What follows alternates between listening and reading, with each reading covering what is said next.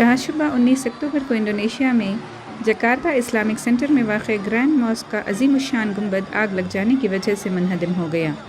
ये अफसोसनाक वाक़या उस वक्त पेश आया जब मरकज़ की तज़ीन व आराइश का काम जारी था और बुध की सहर 3 बजे के करीब आग लग गई। गुंबद गिरने के मनाज़िर सोशल मीडिया पर वायरल हो रहे हैं।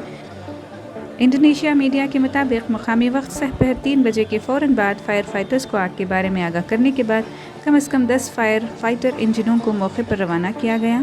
हादसे के दौरान कोई ज़ख्मी नहीं हुआ।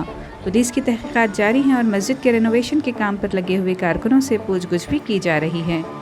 जकार्ता इस्लामिक सेंटर की इमारत इस्लामी उलूम और तरक्की का एक थिंक टैंक है।